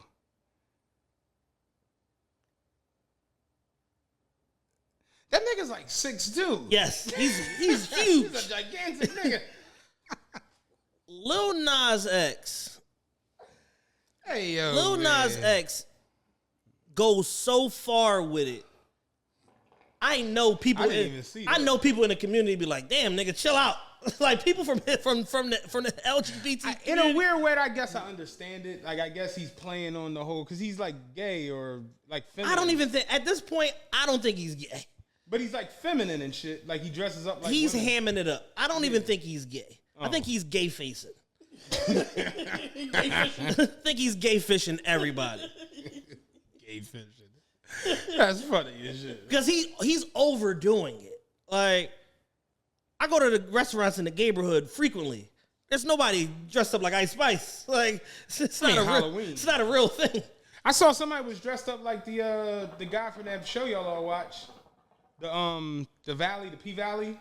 Oh, Uncle Clifford? Somebody was, because I didn't know who it was, because I seen it on Facebook and people was like day one Halloween. And I was like, who the fuck are they supposed to be? So I had to go through the comments. Right. It was like, nah, he crushed it as Uncle Clifford. I'm like, oh, that's the P Valley, because I never watched the show. But the thing with Uncle Clifford is intentionally androgynous. Uncle Clifford is a gay male with like ass and a beard. You know what I'm saying? And a wig and a beard. Just straight being just a girl is like, what are you doing here? Like, what is this? What are we supposed to do with this? Somebody had like a viral tweet. I don't want to misquote it, but he was basically like, yeah, ain't no way Lil Nas X actually gay. This is too much. Like, he's overplaying the character. I seen it on Facebook. Of course, it would be too hard to try to find that. But isn't it crazy how you can see something on Facebook and never see it again? never the fuck ever again. There's no metrics to search it or nothing. Like, it's just gone. But yeah, the little girl with the BBL with the sugar daddy, that was pretty terrible. Wow. Yeah, that was the with girl. Little Murder. Yeah, that's what I'm saying. People was like, they won Halloween. And I was like, who are they supposed to be? And I had to go like look the shit. I'm like, oh, okay. So, yeah. My y'all weird when it comes to Halloween costumes was the little girl with the BBL John. Get at a spooky button. Because I know for a fact that little girl didn't come in the house like, Mom, I got an idea. Yeah. This gonna be lit. Yeah. I'm a win costume day at the school with this one. Yeah. And y'all, like, again, that's like child abuse. That's like somebody needs to be brought up on some charges. Yeah, you need your ass whooped. No, you need a fucking list of charges. Child endangerment. Yo. Because the other little boy was supposed to be the sugar daddy. And I'm just like, I'm like, what is happening, yo? I just seen the walk and I just cut it off. I couldn't even. I ain't fine. But it's like, I know that little girl didn't come in the house like, no, I need a faja. Right. Is it a faja? Faja. Yeah. Whatever. The faja. I need a faja. You need to stuff that with the joint. Then I need an IV. Yeah. And yeah, I'm going to act like I just got to be. I know that little girl didn't say that. Absolutely not. Somebody the other day was like, yo, y'all be dressing your kids up as... Who did he say? I was dying. Like, little girl wanted to be Peppa Pig or something, and now she a BBL recipient. Like, what are we doing here? What the fuck was the name the nigga used? He was like, y'all be dressing your sons up like Jazz Prince. That little nigga wanted to be Black Panther. Because it's like Jazz Prince is such a ridiculous name to say for a Halloween costume. Like, But yeah, man, I seen that little shit, the shit with the little girl, and I'm just like, what? Fried. Very fried. Fried. Real quick, still on Halloween. Have y'all noticed that like Halloween ain't scary no more? It's like horny ween now. Like It's definitely horny weed. like all the girls is just completely just slutting out. It's definitely. Just slutting out their Halloween costume. I seen a bitch that don't know bullshit. Playing either. 2 years ago, I'll never forget this. The bitch had on like lingerie and a white coat with blood on it, and she was supposed to be a sexy butcher. And I was like, what the fuck? A sexy A butcher? sexy butcher. That's crazy. No, it's definitely horny ween, yo. It is definitely not no scary shit no more. No, not it at all. It is definitely horny It ween. is the ass factory. It is, yeah. Every yeah. Halloween. Lori Harvey shit was dope. She did like 3 different looks as Beyonce. I didn't see that. She either. killed it. She smoked it. She did like 3 different looks as Beyonce. I'll say this about Lori Harvey. I understand. Yeah. She looked good as a motherfucker. Like, she looked good just existing. Yeah. So imagine Lori Harvey cosplaying Beyonce. Yeah. She looks very, very great. Yeah. So shout out to her. Thank you for the photos, Lori Harvey. Yeah, no, you're right. Halloween definitely is like just ridiculous costumes now. Like, definitely horny ween. That's a good way to put it. Have you noticed that Halloween has like changed from when we were children? Lori Harvey. I was completely different. I was on City Line yesterday, and when I came to the city, I forgot it was Halloween. It was Monday for me. I'm old. I got bills to pay. That right there, Bruh. that dip. Bruh. Oh my God. I understand. I understand. I understand why Diddy and his son was going to war over that. I understand. Wars have been started for much less. Yeah. You know what I'm saying? I totally understand. No, it's more. Yeah, just keep going. There's more. Yeah, Lori Harvey. Go to Lori Harvey Instagram right now. Everybody that's watching. That her as Beyonce is crazy. Yeah. But wait, there's more. But wait, there's more. It's like 4. I thought it was 3. It's like 4 or 5 looks. Yeah, this one right here. Like she smoked it. Yeah, I see why Puff was dressing like Steve Harvey, wearing matching outfits and all. I understand. Yeah, I'd have my shoes under the bed like Future, you know what I'm saying? Yeah, make sure you get them 15s in the picture, baby. Like, yeah, Lori Harvey, all that. So I came to the city yesterday, and I was on City Ave, and I'm like, damn, it is Halloween. And I seen like the kids going up City Ave, and I'm like, where they going? They was going to Taco Bell to trick or treat. And I was like, what are they giving out, chalupas? Like, what the hell y'all doing at Taco Bell? Yeah. You know what I mean? So it's like, yeah, the dynamics of I remember taking my man of Halloween is strange. Taking one of my homies, my man, we went to Taco Bell. He's like, can I get the nacho grande? Like, he ordered it. Rolling his R's. It's all black folks in here. And a couple white people from Brownsburg. I was like, what the fuck was that? Learned that in Spanish class, buddy. Trying to give them an authentic Mexican experience. Can I get the nacho bell grande? Ridiculous. Shit. Yeah, man. Like, Halloween is just, you know it's crazy now about Halloween. You know, kids go and get candy and they get things. You know, they got to bring it home and the parent got to like inspect it. Exactly. And I'll be like, yo, this is such a fucked up world we live in because there was no inspection of anything when we was kids. Yeah, we was eating that shit I ain't while had we was this out. shit on the way home. so if I got hepatitis or whatever, I already got it. It was a white dude in my neighborhood, Mr. Fishman. He used to make candied apples for Halloween and hand them Jones out. You know what I mean? Yeah. You can't take no candy apple from no stranger Hell no. nowadays. Like, It's like, razors. what's this? Ah. Fetty apple. Yeah, Fetty apple. You eat a candy apple that a stranger give you in 2022, you finished. You got hepatitis R, you got fucking addiction to fentanyl. Like, that shit is crazy. And I'm just like, yo, people legit, I saw people go as far as like posting online, like, where can I take my kids trick-or-treating that's safe for Halloween? And I'm just like, damn. Yeah, you got to schedule where you going. Yeah, you got to go on Bumble and swipe to see where the fuck you gonna take the kids for Halloween. This shit is crazy nowadays. Got good news. I'll wait till after. Okay. It's good news. Good news? Good news. Is it some money? So it's like an announcement. It's an announcement. Okay, yeah, all right, we can't make the announcement. Okay. Yeah. Oh shit, we didn't even talk about the show. You're an idiot. I literally perfect. I told you to start with that. I forgot. I didn't tell you, but I was In my like, head, I told you, nigga. We got a show coming up. yo, like, Shout out to us. The show went on sale Friday to the Patreon community. We gave y'all 3 whole days. Y'all showed up and showed out, man. Patreon already, between Patreon and then 1 day of it being released to the general public, we already 20% sold out, man. Yeah, man. Shout out to us, shout out to y'all, and literally 95% of the tickets are all either reserved seating or VIP tickets. Like, y'all not fucking around. And we want to say thank y'all because we got like a whole 80 some odd days or whatever to go to this show, man. Shout out to the good folks at Noto. Shout out Dre Ali, Brian, everybody over there. It's going to be a vibe. You know what I mean? I'm working on, I got to jump on a call once we done this show here today to solidify something, trying to put something really big and dope together. And because we got so much advanced time, we got more than enough time and we got so much advanced time to do it, to make it happen.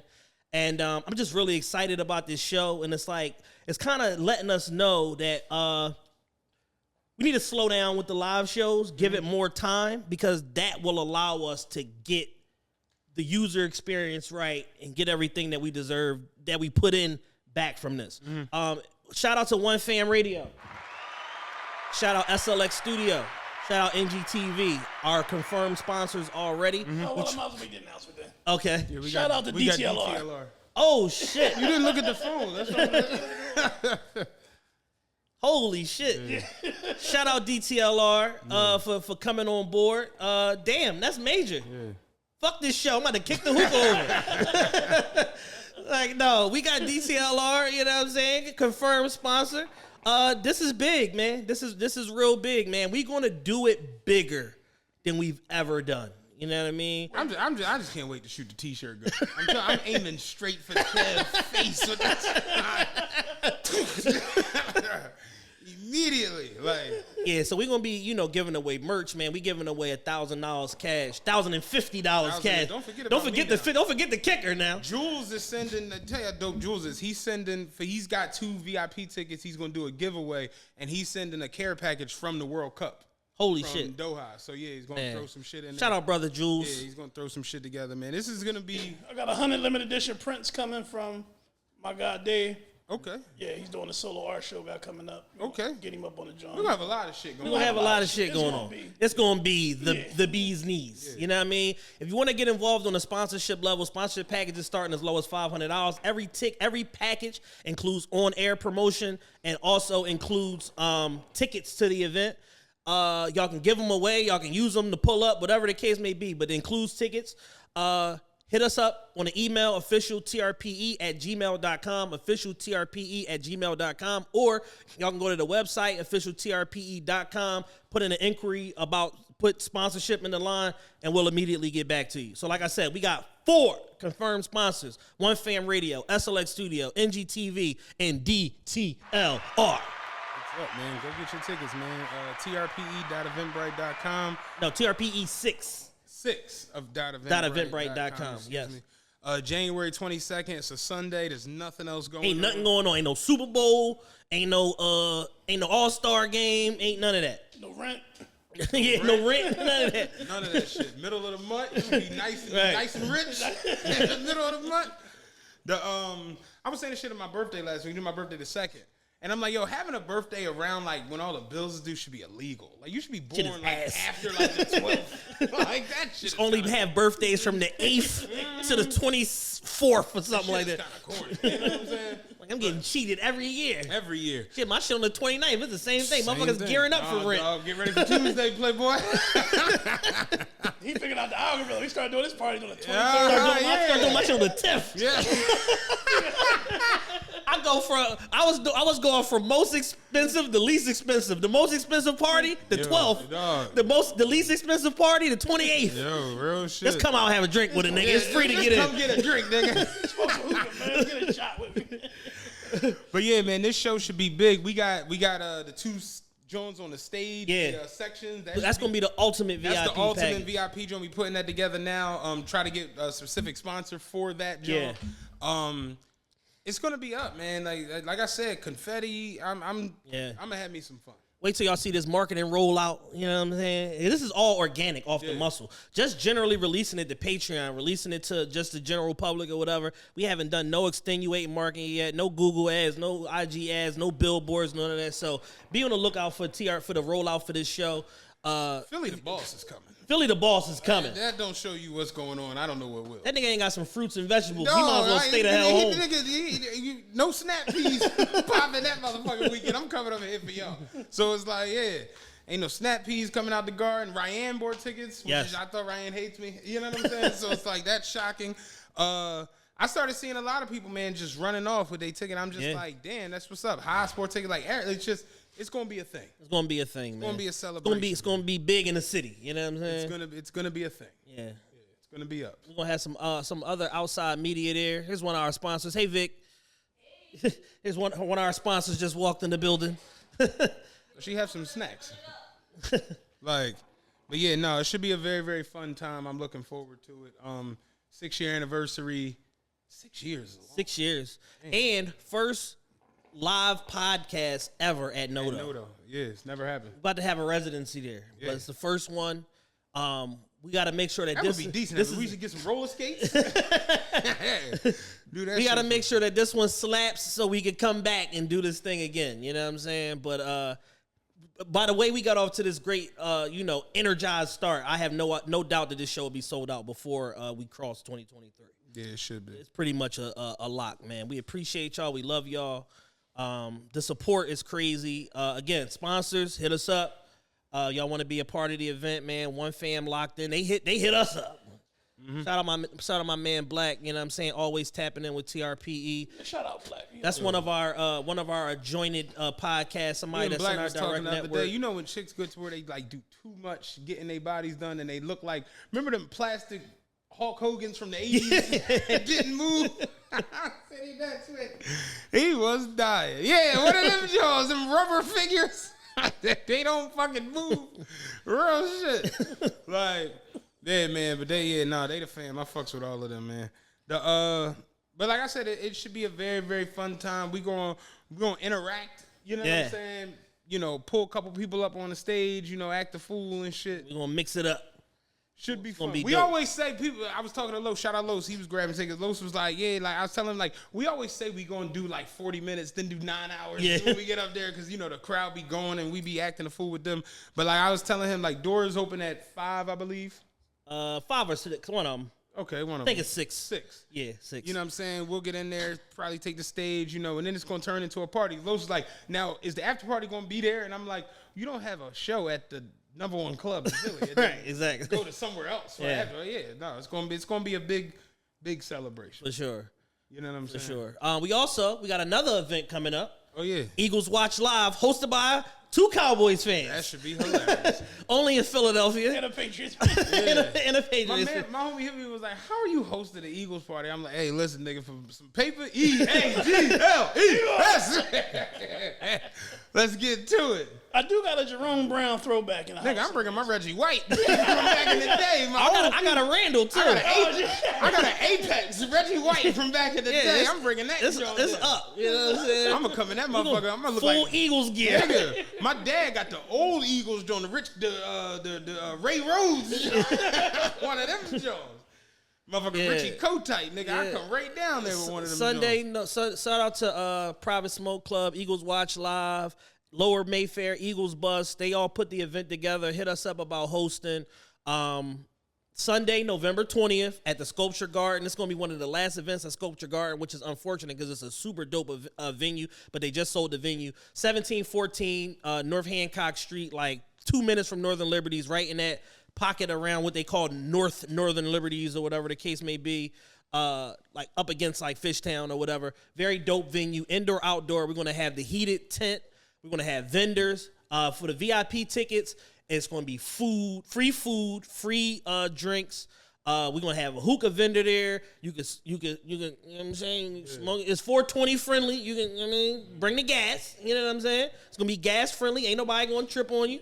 It's going to be one of them joints. You know what I'm saying? It's going to be a tailgate. We're going to have the fire pits and all that outside, and then indoor. We got a bunch of flat screens and a projector. So it's going to be a dope venue, dope setup, dope event.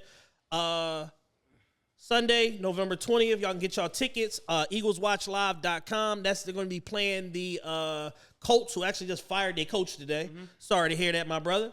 But they're going to be playing the Colts that day, and that's a game that we more than expect the Eagles to win on the road. Game starts at 1, so make sure y'all trickle in there early.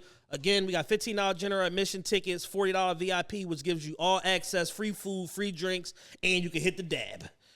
Oh, shit. Yeah, it's up. Free dab. Yeah, free dab. Yeah. Free dab. Free dab is where the fuck it's at. Yes, indeed. You just made me think about, and that fast I lost it. I was watching Seinfeld the other day, and it'll come to me, but you just made me think about something that George had said on there. I was fucking dying and shit.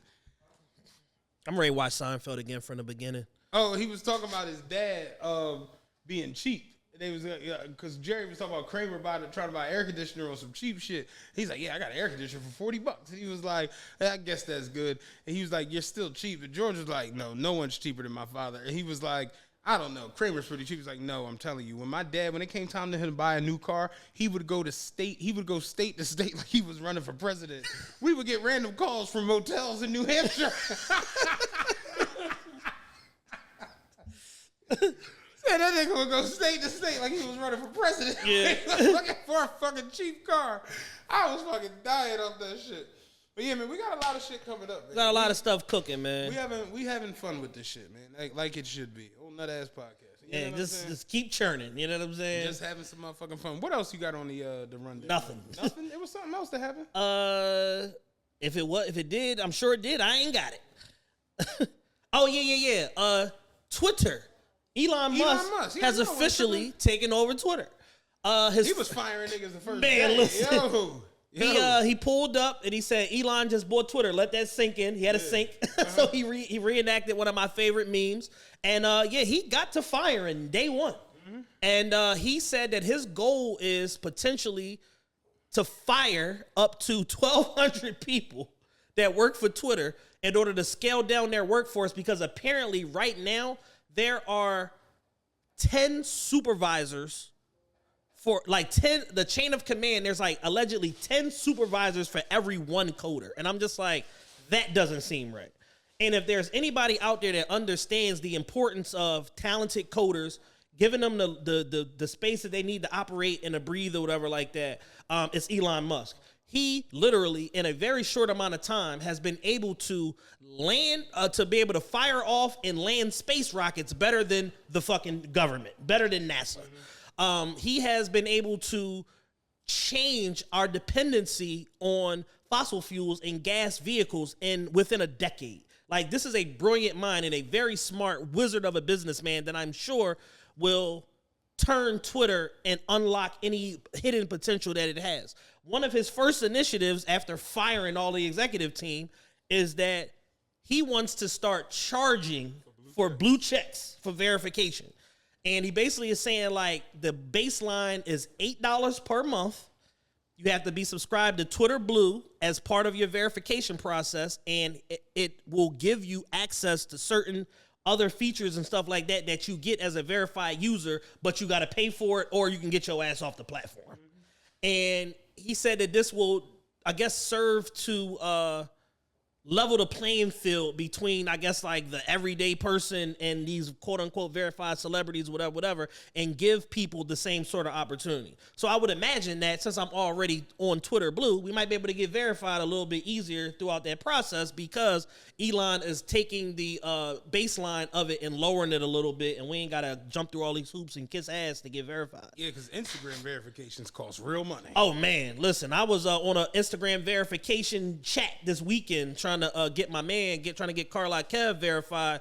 At this point, he's got like 20 fake pages of him that from all around the country that are all like taking deposits from people and scamming people with his name, and he's trying to get his page verified or whatever. So I hooked him up with the plug. Shout out Javi. And that number that I was told, it was a big number, but it was like it still was lower than every other number I heard. Dog, I've seen like 15. Yeah. Yeah. Yes. Somebody told Kev 8. I've heard 7,500. 25. Yeah, that shit is out the window.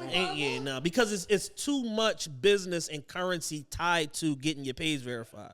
Because it allows you to navigate the app in a way where it's like it's no restrictions. Like you fucking DM somebody, they're gonna see it. Your DM automatically goes to the top. So that's why I want to get my page verified, just for the podcast purposes of being able to fucking hit up guests and shit like that and know they're gonna see it. Right. It's not going to the gulag.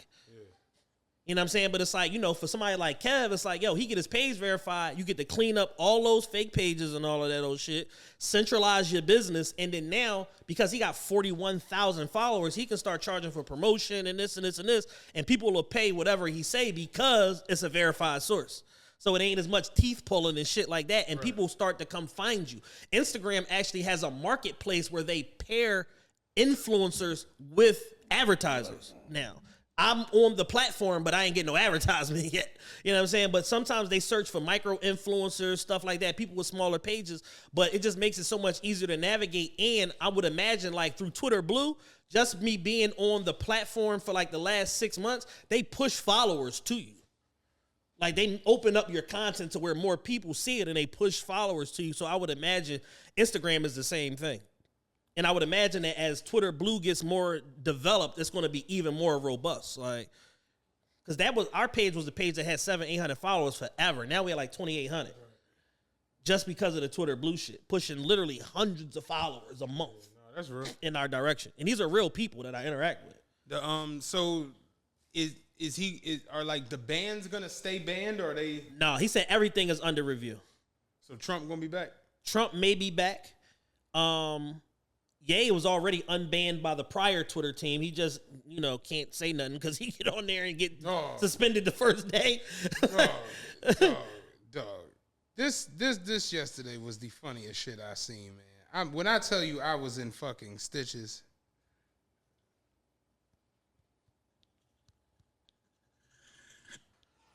The thing about the red hat that drove me to a point of exhaustion, which was misdiagnosed by I'm not going to say what race, what people, doctor, and what hospital, and what media went to. We know I can't say that. It was a Jewish doctor. I watched that shit about 500 times. Bro, I watched that video no less than 100 times. It's funny every time. Because it's like, I'm not going to say, I can't say that. I can't say it. He tried. It was a Jewish doctor. You got me. You know what I'm saying? What do you want from me? I know you were wondering. I tried. What the fuck? Dog, that nigga folded his arms. It was a Jewish doctor. You got me. You know what I'm saying? I tried not to say it. Y'all pulled it out of me. Kanye is fucking hilarious, man. That's a funny nigga. But yeah, Elon with Twitter is like, it's scary, but it's kind of lit. And, I found Elon's series of tweets about the Twitter Blue shit and the verification. Twitter's current lords and peasants system for who has or doesn't have a blue check mark is bullshit. Power to the people. Blue for $8 a month. Price adjusted by country proportionate to purchasing power parity. You will also get priority and replies, mentions, and search, which is essential to defeat spam and scam. Ability to post long video and audio. Half as many ads and paywall bypass for publishers willing to work with us. This will also give Twitter a revenue stream toward content creators. There will be a secondary tag below the name for someone who is a public figure, which is already the case for politicians. So he's flipping the whole shit on his head. And it makes all the sense in the world. I'm already paying $4.99 a month, and I'm seeing the benefits just by being able to fucking edit and recall tweets. That was my whole point of even getting on the platform. Right. You can edit your tweets up to 30 minutes. So you put some shit out, it's misinformation, you go in and edit it in real time. Whoop, whoop, change it. You know what I'm saying? So it's like, it's a lot of power connected to this shit or whatever the case may be. And it's like, there's speculation that he's going to rewrite the algorithm for Twitter in order to make it more favorable to the people that are going to fucking like be on Twitter Blue and all of this shit to where you get more views, more eyeballs and all of that shit, which is going to be fucking huge. Yeah, because I see everybody but the people I'm following on Twitter. You log on Twitter, you see a whole 9 pages of suggestions on who you should follow. I'm gonna keep it above with you. Before I got off of Twitter, and people used to like come at me and shit. I wouldn't use Twitter. You know what I was still using? Tweet Logic. from like back in the day. I remember AO was like, "You still have that?" I was like, "Yeah, that's my You shit." keeping them in business. Yeah. They're like, we got one user in Pennsylvania holding it down. I hate Twitter app. Like that's why when Jules was going crazy, we couldn't find the fleets. Yeah. I'm like, we gotta get off Tweet Logic. We got to get on the actual modern day Twitter gotta app. go on the Twitter app, and I hate the Twitter app. Like I just wouldn't fuck with it. Oh, also to the Twitter point, and to a point that we made a few days ago. Right on. The Saudi government, under whatever Saudi kicking ass LLC, whatever company they elected to do business under, are the second largest investors in Twitter. And this serves the point that we made last week about globalization and this global economy that exists. And the fact that you have people in the world, namely the Saudis, various people from the Emirates, China and Singapore, that all are flushed with money, that they are looking to invest in the Western world because they already have a foothold where they are. It's like the Saudis are just finding shit to do. They just started construction on that fucking 100-kilometer fucking community in the desert, the wall, or whatever. It's going to be like 70 miles. 70 miles or some shit like that. They just started construction on that. It's going to cost them like $1 trillion. So when you can fucking spend $1 trillion on just like some random like wall community, like, Because it's like 4 people over there with $1 trillion. Yeah. like, oh yeah, we all put a quarter B up. They're literally printing money. Like, so they're looking for shit to get into. It was the WWE, and they got all type of scrutiny and all that. What are you doing partnering with Saudi? And they abuse women, and women can't drive, and this and this and this. And Vince McMahon was like, if y'all don't suck my dick, these motherfuckers is paying me more for 2 shows than I ever been paid in my life, I don't nigga. let none of my bitches drive. All my hoes got to drive. Yeah, So I dig it. So you had that. Then Live Golf. And like I said, Live Golf is quietly penetrating Maxim Magazine and Travis Scott and this and that. They had a play. They was trying to get Tiger, and Tiger turned them down. And I shit. was like, the fuck are y'all doing? This is crazy. Yeah, they offered Tiger. I want to say they offered them something. 750 million. Yeah, 700 million. Yeah. Tiger said, "I'm already a B-boy. I'm cool, man. I don't need your blood money."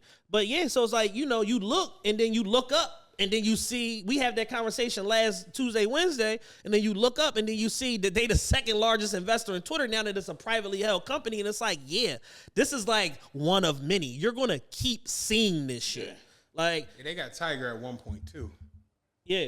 Big boy. So they could have took Tiger up to 2 Bs and he turned it down. Because it's like some people just don't understand the money. Going through a divorce where you lose like hella millions and you still a B-boy is like, Got a great life. damn, man. You hitting them golf balls, huh? Fucking Bezos fucking divorced his wife. She got like 26 billion. She's just finding ways to give her money away.